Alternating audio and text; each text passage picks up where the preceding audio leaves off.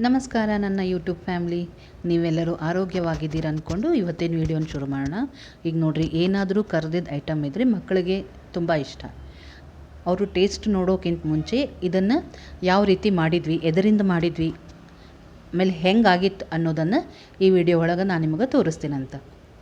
ನೋಡೋಣ ಬರ್ರಿ. Super and tasty ಆಗಿರುವಂಥ ಮುಂಗೋಡೆ ಹೆಂಗೆ ಮಾಡೋದು ಅಂತ ಹೇಳ್ತೀನಿ. ಫಸ್ಟು ಹೆಸರು ಕಾಳು 1-2 ತಾಸು ನೆನೆ ಹಾಕಿಟ್ಬಿಟ್ಟಿದ್ದೆ.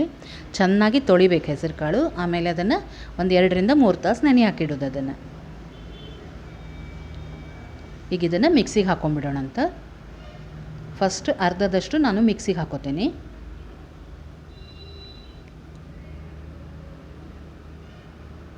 ಅದರೊಳಗೆ 4-5 ಹಸಿಮೆಣ್ಸಿನ್ಕಾಯಿ ಹಾಕೀನಿ. ನೀವು ಇನ್ನೊಂದು ಸ್ವಲ್ಪ ಬೇಕಾದ್ರೆ ಹಾಕ್ಬೋದು, ಯಾಕಂದರೆ ಇದು ಹೆಸರು ಕಾಳು ಮಿಕ್ಸಿಗೆ ಹಾಕಿದರೆ ಸಪ್ಪಾಗ್ತದೆ ಭಾಳ. ಹಾಗಾಗಿ ನೀವು ಹೆಚ್ಚು ಬೇಕಾದ್ರೆ ಹಾಕ್ಕೋಬೋದು. ಅದಕ್ಕೊಂದು ಸ್ವಲ್ಪ ಕರಿಬೇವು ಹಾಕಿದ್ದೀನಿ. ಜೀರಿಗೆ ಹಾಕೀನಿ, 1-2 ಸ್ಪೂನಷ್ಟು ಜೀರಿಗೆ ಹಾಕಬೇಕು. ಈಗ ಇದನ್ನು ಮಿಕ್ಸಿಗೆ ಹಾಕ್ಕೊಂಬಿಡೋಣ. ಆಮೇಲೆ ಇದನ್ನು ಫುಲ್ಲು ನೈಸ್ ಮಾಡಬಾರ್ದು, ಒಂದು ಸ್ವಲ್ಪ ನುಚ್ಚಿನ ಆಕಾರದಲ್ಲೇ ಇಡಬೇಕು. ತರಿಯಾಗಿ ಇರಬೇಕಿದು. ಇದ್ರೊಳಗೆ ನೀವು ಹಸಿ ಶುಂಠಿ ಕೂಡ ಹೆರೆದು ಹಾಕ್ರಿ, ಇಲ್ಲಾಂದ್ರೆ ಮಿಕ್ಸಿಗೆ ಹಾಕೋ ಮುಂದೆ ಹಾಕಿಬಿಟ್ರೆ ಟೇಸ್ಟಿಯಾಗಿ ಇರ್ತದೆ.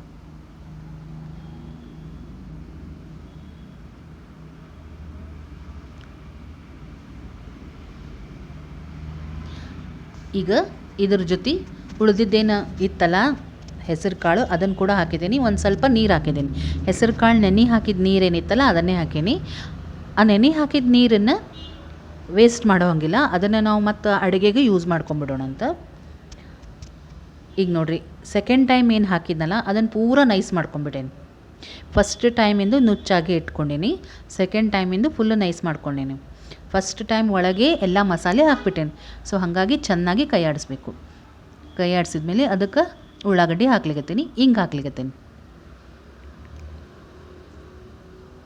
ಆಮೇಲೆ ರುಚಿಗೆ ತಕ್ಕಷ್ಟು ಉಪ್ಪು, ಆಮೇಲೆ ಒಂದು ಸ್ವಲ್ಪ ಸಕ್ಕರೆ ಹಾಕ್ಲಿಕತ್ತೇನೆ. ಸಕ್ಕರೆ ಹಾಕಿದರೆ ಕಲರ್ ಚೆನ್ನಾಗಿ ಬರ್ತದೆ ಅಂಥೇಳಿ ಸಕ್ಕರೆ ಹಾಕ್ಲಿಕತ್ತೇನೆ.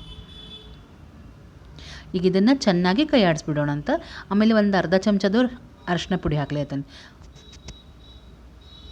ಚೆನ್ನಾಗಿ ಕೈ ಆಡಿಸ್ಬಿಡೋಣ. ಪಕೋಡ ನೀವು ಯಾವುದೇ ಮಾಡಿರಿ ಬೀಟ್ ಮಾಡ್ದಂಗೆ ಮಾಡ್ಬೇಕು, ಅಂದಾಗ ಅವು ಚೆನ್ನಾಗಿ ಉಪ್ತಾವ, ಆಮೇಲೆ ಹೌರಿಗಾಗ್ತಾವ, ಟೇಸ್ಟಿ ಆಗ್ತಾವೆ. ಆಮೇಲೆ ಎಣ್ಣೆ ಕೂಡ ಕುಡಿಯೋಂಗಿಲ್ಲ. ಈಗ ನೋಡಿರಿ, ರೆಡಿ ಆಗ್ಯದ. ಕನ್ಸಿಸ್ಟೆನ್ಸಿ ಹೆಂಗದ ಅಂಥೇಳಿ ನಾನು ನಿಮಗೆ ನೀಟಾಗಿ ತೋರಿಸ್ಲಿಕತ್ತೇನೆ. ಈಗ ಇದನ್ನು ಒಂದು 10 ನಿಮಿಷ ಮುಚ್ಚಿಟ್ಬಿಟ್ಟಿದ್ದೆ. ಇವಾಗ ಎಣ್ಣೆ ಕಾಯ್ಲಿಕ್ಕೆ ಇಡೋಣ ಅಂತ. ಇಲ್ಲಿ ನೋಡಿರಿ, ಫಸ್ಟು ಒಂದು ಹಾಕಿ ನೋಡ್ತಿದ್ದೀನಿ. ಇದು ಮೊದಲು ಒಂದು ಸ್ವಲ್ಪ ಕೆಳಗೆ ಅಂಟ್ಕೊಂಡಂಗೆ ಆಗಿರ್ತದೆ, ಆದರೆ ಆಮೇಲೆ 1-2 ನಿಮಿಷ ಬಿಟ್ಬಿಡ್ಬೇಕು ಅದನ್ನು ಹಾಕಿದ ಕೂಡಲೇ. ಅಂದರೆ ಏನಾಗ್ತದೆ, ನಾವು ಅದನ್ನು ತೆಗಿಬೋದು ಸರಳವಾಗಿ. ಈಗ ನೋಡಿರಿ, ನಾನು ಚಮಚಾಲೇನೆ ಹಾಕ್ತೀನಿ. ಸುಲಭವಾಗಿ ಮಾಡುವಂಥ ಪಕೋಡ ಇದು. ಇದಕ್ಕೆ ಮುಂಗೋಡೆನೂ ಅಂತಾರೆ, ಅಥವಾ ಹೆಸರು ಕಾಳು ಬುರ್ಬುರಿನೂ ಅಂತಾರೆ.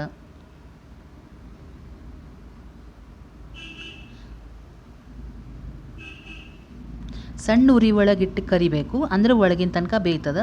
ಆಮೇಲೆ ಭಾಳ ದೊಡ್ಡ ಹಾಕೋಂಗಿಲ್ಲ, ಒಂದು ಸ್ವಲ್ಪ ಸಣ್ಣ ಹಾಕಬೇಕು. ಭಾಳ ಸಣ್ಣನೂ ಇರಬಾರ್ದು, ದೊಡ್ಡೂ ಇರಬಾರ್ದು, ಮೀಡಿಯಮ್ ಸೈಜ್ ಇರಬೇಕು. ಅಂದರೆ ಒಳಗಿನ ತನಕ ನಿಮ್ಗೆ ಹಿಟ್ಟು ಬೇಯ್ತದೆ.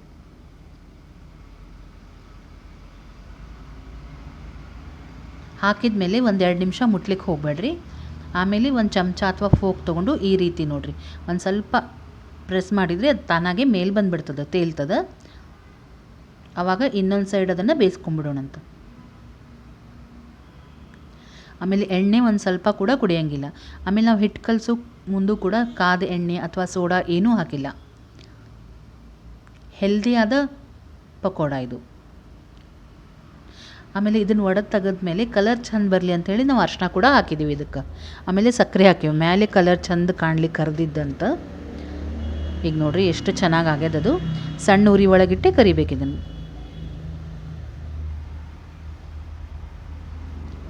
ಈ ಪಕೋಡ ವಿಶೇಷ ಏನಂದ್ರೆ, ಆರಿದ ಮೇಲೂ ಅಷ್ಟೇ ಟೇಸ್ಟ್ ಇರ್ತದೆ. ಬಿಸಿ ಇದ್ದಾಗೂ ಟೇಸ್ಟ್ ಇರ್ತದೆ, ಆರಿದ ಮೇಲೂ ಅಷ್ಟೇ ಟೇಸ್ಟ್ ಇರ್ತದೆ.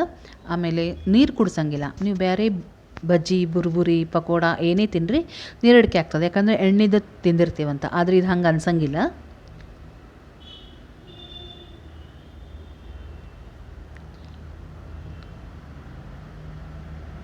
ಈಗ ನೀವು ಪಂಕ್ತಿ ಊಟ ಅಂತೆಲ್ಲ ಮಾಡ್ತಿರ್ತಿರಲ್ಲ, ಆ ಟೈಮ್ನಲ್ಲಿ ನೀವು ಈ ರೀತಿ ಮಾಡ್ಕೊಂಡು ಹೋದ್ರೆ ಚೆನ್ನಾಗಿರ್ತದೆ. ಬೇರೆ ಪಕೋಡ ಇದು ಮಾಡಿದಾಗ ಬಿಸಿದಿಲ್ಲ ಅಂಥೇಳಿ ಟೇಸ್ಟ್ ಅನಿಸೋದಿಲ್ಲ, ಆದರೆ ಇದು ಮಾತ್ರ ಟೇಸ್ಟಿಯಾಗೇ ಇರ್ತದೆ ನಿಮ್ಗೆ.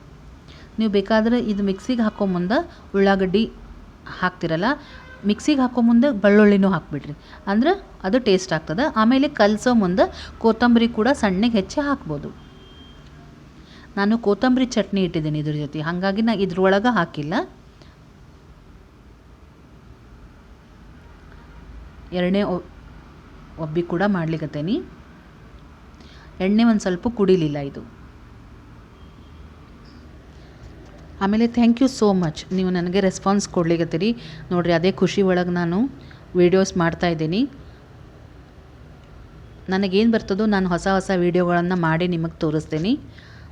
ಇದೇ ರೀತಿ ನೀವು ಲೈಕ್ ಮಾಡಿರಿ, ಶೇರ್ ಮಾಡಿರಿ, ಸಬ್ಸ್ಕ್ರೈಬ್ ಮಾಡಿರಿ, ಆಮೇಲೆ ಕಮೆಂಟ್ ಬರೀರಿ. ನನಗೆ ಖುಷಿ ಆಗ್ತದೆ ಮತ್ತು ಹೊಸ ಹೊಸ ಅಡುಗೆಗಳನ್ನು ಮಾಡಬೇಕಂತ ಹೇಳಿ ಅನ್ನಿಸ್ತದೆ. ಇವಾಗ ನೋಡಿರಿ, ಈಗ ನಾವು ತಿನ್ನಲಿಕ್ಕೆ ಕೊಡ್ತೀವಿ ಇದನ್ನು. ನೋಡಿರಿ, ಅದನ್ನು ಪಕೋಡ ಒಂದು ಮುರಿದ್ರೆ ಎಷ್ಟು ಒಳಗೆ ನೋಡಿರಿ, ಕಲರ್ ಕೂಡ ಎಷ್ಟು ಚಂದ ಬಂದದ. ಅರಿಶಿನ ಹಾಕಿದ್ದಕ್ಕೆ ಈ ಕಲರ್ ಹಿಂಗೆ ಬರೋದು. ಇದನ್ನು ನೀವು ಸಾಸ್ ಜೊತೆನೂ ತಿನ್ಬೋದು, ಇಲ್ಲ ಕೊತ್ತಂಬರಿ ಚಟ್ನಿ ಅದ್ರ ಜೊತೆ ಆದರೂ ತಿನ್ಬೋದು, ಇಲ್ಲ ಕೊಬ್ಬರಿ ಚಟ್ನಿ ಅದ್ರ ಜೊತೆ ಕೂಡ ಇದನ್ನು ತಿನ್ಬೋದು. ಹೆಂಗೆ ಅನ್ನಿಸ್ತು ಅಂತ ಹೇಳ್ರಿ.